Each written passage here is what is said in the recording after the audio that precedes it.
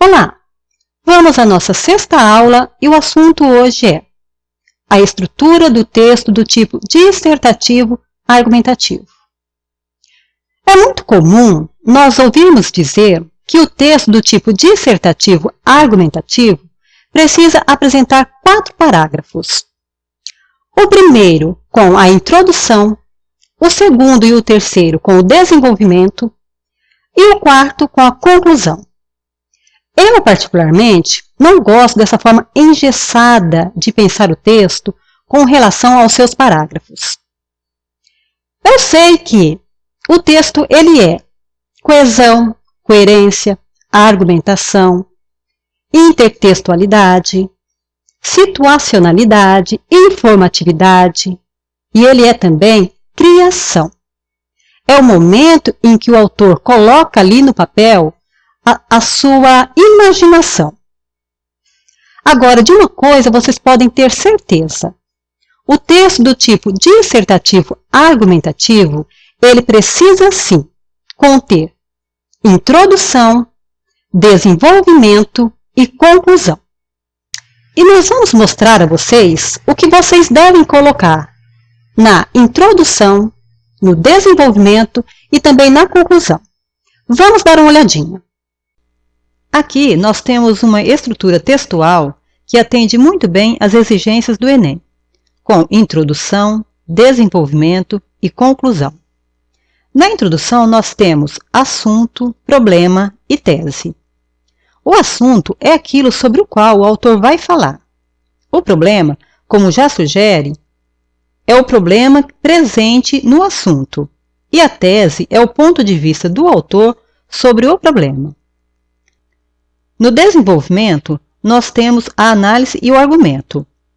A análise é falar, é discorrer sobre o assunto, apontando o problema e expondo o ponto de vista. E o argumento é a defesa desse ponto de vista. Na conclusão, nós temos a retomada e a proposta. A retomada é quando o autor retoma o problema sobre o qual ele já havia falado anteriormente. E a proposta é a sugestão que o autor vai dar para resolver o problema. Essa sugestão deve respeitar os direitos humanos. Agora, nós vamos ler e analisar um texto e ver se ele contempla a estrutura textual. O tema é o processo migratório para o Brasil no século XXI. A imigração para o Brasil não é algo recente. Basta olhar para a cultura brasileira para enxergar uma miscigenação construída e cristalizada ao longo do tempo. O país é um pouco dos africanos, dos europeus e dos asiáticos que vieram para cá em busca de uma vida melhor. Esse processo migratório, consequência do fim do tráfico internacional de escravos e da expansão da economia brasileira, está registrado nos livros didáticos, ajudando a contar a história do país. Agora, no século XXI, o Brasil volta latente ao cenário da imigração como a Canaã para muitas pessoas, principalmente para os bolivianos e haitianos. Apesar da contribuição na formação da cultura e no avanço da economia brasileira, não se pode negligenciar o lado negativo dessa imigração descontrolada no século XXI. A questão são os problemas sociais enfrentados e provocados por muitos imigrantes que veem no Brasil uma oportunidade de prosperar, ganhar dinheiro fácil e recomeçar. Aqui nós temos a introdução. Vamos dar uma olhadinha. Temos assunto, problema e tese. O assunto é o processo migratório para o Brasil no século XXI, por coincidência, o próprio tema. Mas o autor não foi direto ao assunto. Ele fez antes uma abordagem de outros processos de imigração para o Brasil. Com isso, o autor demonstrou ter conhecimento de história. O problema, como o próprio nome sugere, são os problemas sociais causados pela imigração. Aqui o autor não especificou os problemas, o que permite que ele o faça durante o desenvolvimento do texto. A tese é o ponto de vista do autor. Para ele, a imigração tem um lado negativo, que não pode ser negligenciado, que não pode ser ignorado. Vamos ver então como ele desenvolve esse assunto e como ele defende o ponto de vista dele. Essa visão, imbuída de esperança, nem sempre condiz com a realidade.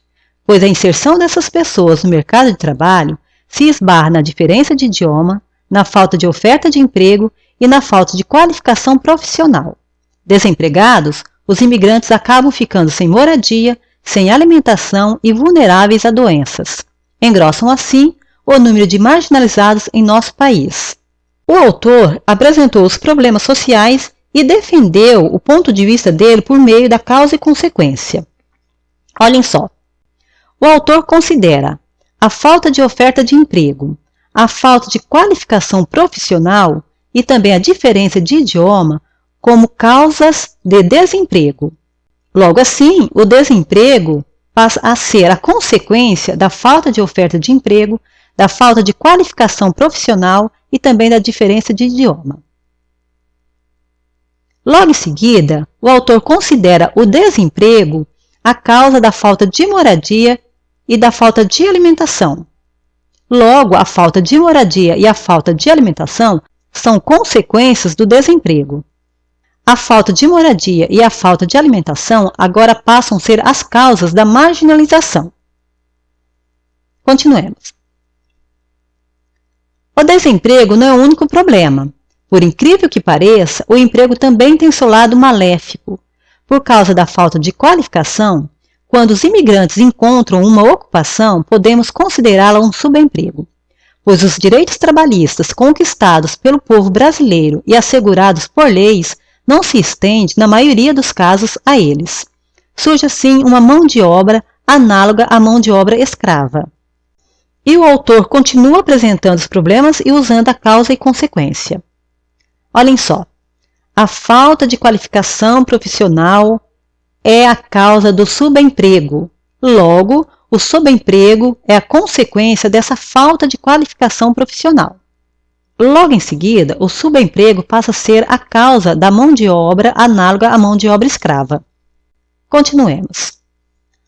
Outro percalço envolvendo a dicotomia emprego e desemprego é o preconceito.